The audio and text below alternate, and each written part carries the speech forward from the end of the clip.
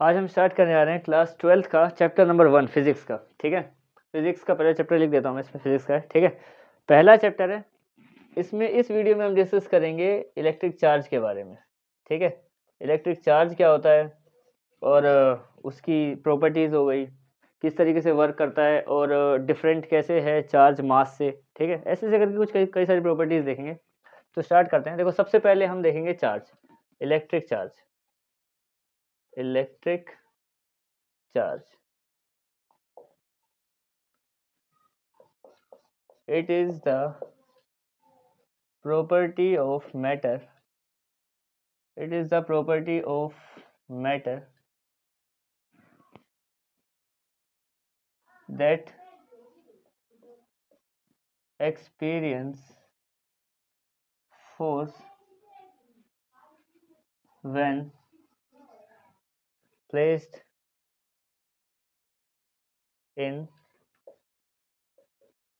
electromagnetic field। अब इसका मतलब क्या है कि ये चार्ज की एक ऐसी प्रॉपर्टी होती है ना, जिसमें क्या होता है कि एक जो हमारा मैटर है वो एक्सपीरियंस करता है फोर्स को जब जब उसको इलेक्ट्रोमैग्नेटिक फील्ड के बीच में रखा जाता है, उसको चार्ज बोलते हैं। ठीक है, ये इसकी प्रॉपर्टी है। अब इसी की एसआई यूनिट की बात करते हैं। एसआई यूनिट ऑफ चार्ज क्या होती है? वो होती है हमारी coulomb. SI unit of charge, इसको हम सी से डिनोट करते हैं और चार्ज को हम डिनोट करते हैं क्यू से। ठीक है, कूलम तो जैसे कि जैसे हमें लगा कि 1500 चार्ज है तो उसको हम लिखेंगे 1500, ये लगा देंगे सी कूलम, क्योंकि वो यूनिट है एसआई यूनिट। और चार्ज की बात हो तो चार्ज को क्यू से डिनोट करते हैं, वो हमने यहाँ पे ऊपर देख लिया। ठीक है, इसके अलावा कुछ बेसिक बातें देखते हैं। जैसे कि सबसे पहले पहले देख लेते हैं कि चार्ज जो है वो अट्रैक्ट करता है व्हेन, कब करता है अट्रैक्ट? जब सेम चार्जेस नहीं डिफरेंट चार्जेस होते हैं, एक पॉजिटिव है एक नेगेटिव है, डिफरेंट चार्जेस। ठीक है, और यही सेम चार्ज रिपेल भी करता है। चार्ज रिपेल करता है कब? जब सेम चार्जेस होते हैं, जैसे मान लो दोनों ही पॉजिटिव हैं या दोनों ही नेगेटिव है, तब वो रिपेल भी करेगा। ठीक है, लेकिन जब डिफरेंट है, एक पॉजिटिव है एक नेगेटिव है, तो हमेशा अट्रैक्ट करेगा आपस में, और वरना पॉजिटिव हो चाहे नेगेटिव हो, वो दोनों कंडीशन में रिपेल करेगा। ठीक है, ये हो गया हमारा चार्ज का बेसिक। अब देखते हैं कि जो चार्ज है ये डिफरेंट किस तरीके से है मास से। मास तुम्हें पता ही है, वेट और मास में भी डिफरेंस होता है, वो तुमने 9th क्लास में पढ़े होगा। लेकिन चार्ज जो है वो मास से भी डिफरेंट होता है। अब किस किस बेस पे होता है वो देख लेते हैं। एक क्वेश्चन ही बना लेते हैं कि how charge is different from mass.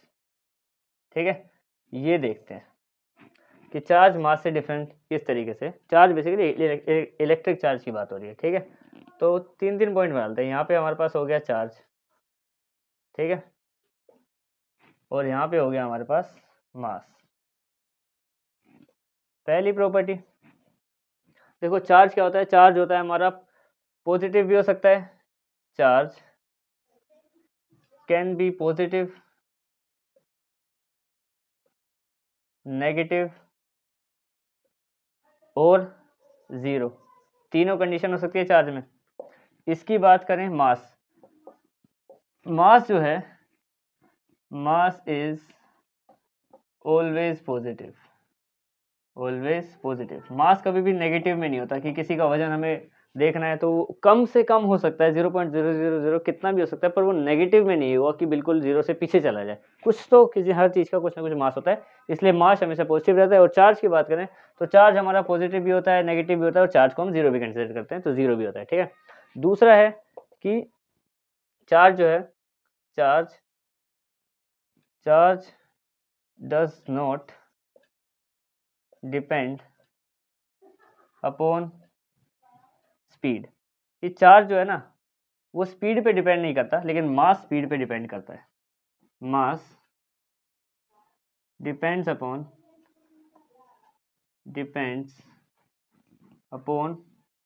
Speed. ठीक है, अब इसमें डिफरेंस कैसे है, किस तरीके से समझेंगे इसको?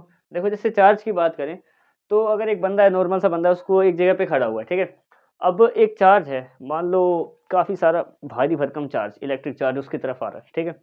वो चाहे कितनी स्लो स्पीड में है, चाहे ज़्यादा स्पीड में है, ठीक है? अगर वो पावरफुल है, तो बंदे को मार ही देगा, ठीक है? कोई फ़र्क नहीं पड़ता कि उसपे स्पीड चाहे कितनी भी स्पीड से आ रहा है, चाहे स्लो स्पीड से आ रहा है। लेकिन अगर मास की बात करें ना, मास डिपेंड करता है। अगर मान लो 1 किलो की बॉल तुम कैच कर रहे हो, ठीक है? इतनी ऊँचाई से फेंक के कैच कर रहे हो, तो तुम्हें भारी लगेगी। पर वो अगर आसमान से फेंकी जाए, तो वो तो तुम उसको छू भी नहीं सकते, क्योंकि तुम्हें पता है ज़मीन में भी छेद हो जाएगा।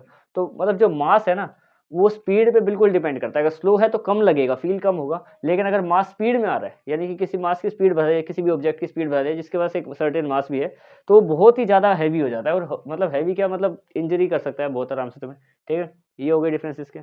और देखते हैं तीसरा डिफरेंस, दोनों का तीसरा, एक एक और डिफरेंस देख लेते हैं। Charge is vector quantity, vector है, ऑब्वियस सी बात है, पॉजिटिव नेगेटिव दोनों तरफ जा सकता है। Charge is vector quantity and mass is scalar quantity. ये होगा इनकी तीन डिफरेंस। अगर आ गया बेसिक तो तुम ये बता सकते हो। वैसे भी तुमने ये पढ़ा हुआ होगा, मास के बारे में तो पढ़ा होगा, चार्ज के बारे में देख ही लो अभी। वैसे 10th क्लास में भी चार्ज के बारे में था टॉपिक, 10th में, ठीक है? अच्छा, ये हो गया चार्ज। अब बेसिक अभी तो चैप्टर की शुरुआत में बेसिक है ना, तो कंडक्टर्स और इंसुलेटर भी बता ही देता हूँ। कंडक्टर्स तुम्हें पता ही होंगे, वो चीज़ें जो करंट को अलाउ करती हैं पास होने के लिए, ठीक है? They allow to pass charge. Example के लिए कोई भी चीज़ कर सकते हो, जैसे कि एग्जाम्पल हो गए हमारे मेटल्स, ठीक है? मेटल्स क्या करते हैं?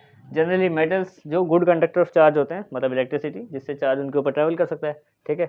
दूसरा इंसुलेटर, इंसुलेटर की बात करें तो ये अलाउ नहीं करते, they do not allow to pass charge.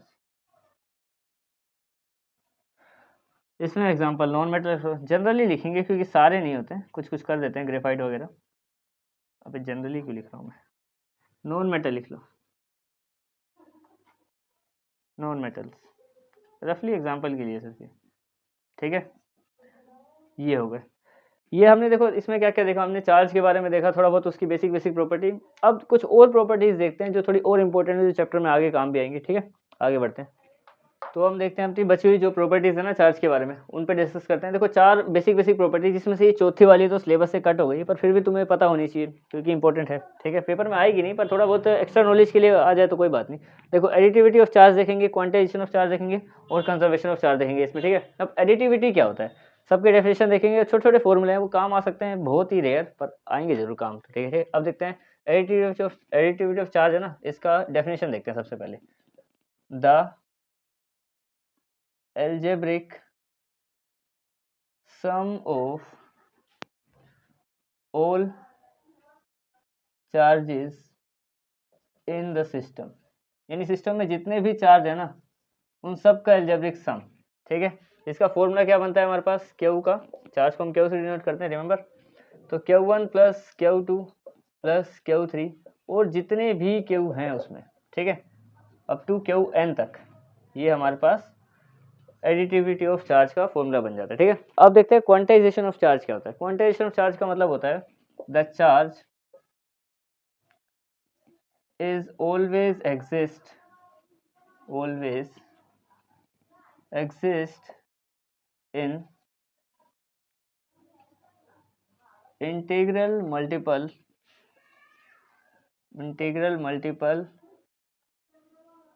Of fundamental charge.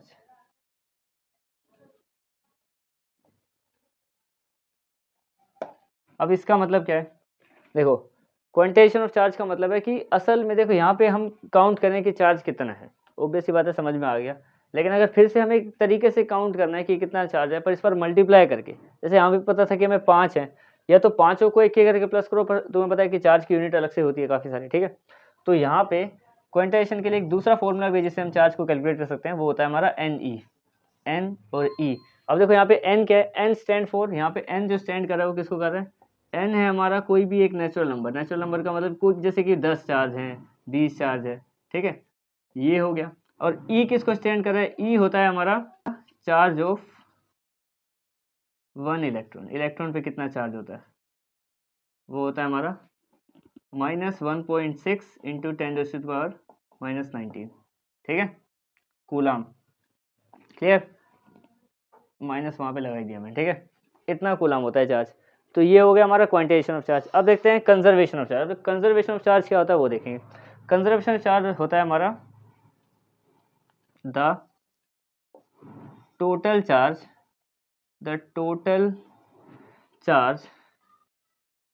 In